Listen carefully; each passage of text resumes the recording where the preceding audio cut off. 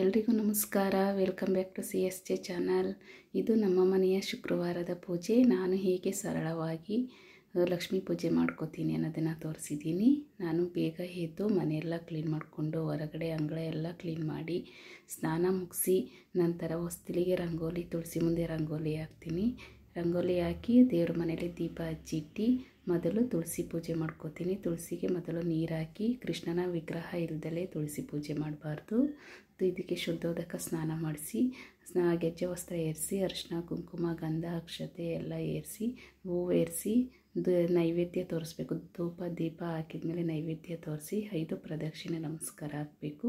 ನಂತರ ಹೊಸ್ತಿಲು ಪೂಜೆ ಮಾಡಿ ಬಲಗಾಲಿಟ್ಟು ಒಳಗಡೆ ಬಂದು ಕಳಸ್ಥಾಪನೆ ಮಾಡ್ಕೋಬೇಕು.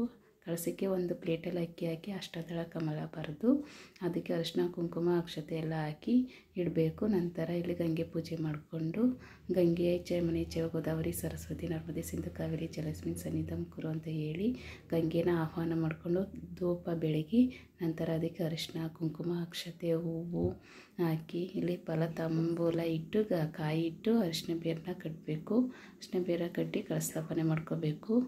ಕಳಸ್ಥಾಪನೆ ಮಾಡ್ಕೊಂಡು ಇಲ್ಲಿ ಭಸ್ಮ ಪೂಜೆ ಮಾಡಿ ಕಳಸ ಪೂಜೆ ಮಾಡಿ ಮತ್ತು ಸಂಕಲ್ಪ ಮಾಡ್ಕೋಬೇಕು. ಸಂಕಲ್ಪ ಇಲ್ದರೆ ಯಾವುದೇ ಪೂಜೆ ಮಾಡ್ಕೋಬಾರ್ದು.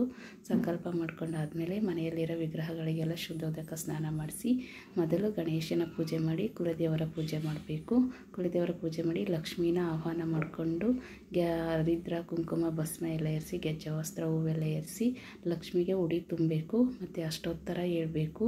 ಮತ್ತು ನೈವೇದ್ಯ ತೋರಿಸಿ ತಾಂಬೂಲ ದಕ್ಷಿಣೆ ತೋರಿಸ್ಬೇಕು. ನಂತರ ಆರತಿ ಮಾಡಬೇಕು. ಆರತಿ ಬೆಳಗಿದ ಮೇಲೆ ಮಂತ್ರ ಅಕ್ಷತೆ ಹಾಕಬೇಕು. ಮನಸ್ಸಲ್ಲಿರೋದೆಲ್ಲ ಬೇಡ್ಕೊಂಡು ಅಕ್ಷತೆ ಹಾಕಿ 5 ಪ್ರದಕ್ಷಿಣೆ ನಮಸ್ಕಾರ ಹಾಕಬೇಕು.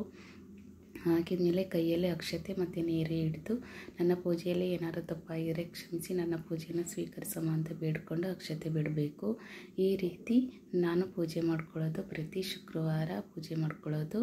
ಮತ್ತು ಶುಕ್ರವಾರ ಯಾವುದೇ ಕಾರಣಕ್ಕೂ ಉಡಿ ತುಂಬಬೇಕು. ಉಡಿ ತುಂಬಿದರೆ ಮನೆಗೆ ತುಂಬ ಒಳ್ಳೆಯದು. ಈ ರೀತಿ ಬೇಗ ಎದ್ದು ಪೂಜೆ ಮಾಡೋದ್ರಿಂದ ಮನೆಯಲ್ಲಿ ಲಕ್ಷ್ಮಿ ಕಳೆ ಇರುತ್ತೆ ಮತ್ತು ಶಾಂತಿನೂ ಇರುತ್ತೆ, ನೆಮ್ಮದಿನೇ ಇರುತ್ತೆ. ಈ ರೀತಿ ನಮ್ಮ ಮನೆಯ ಶುಕ್ರವಾರದ ಪೂಜೆ.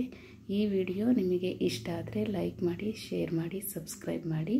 ನಮಸ್ಕಾರ.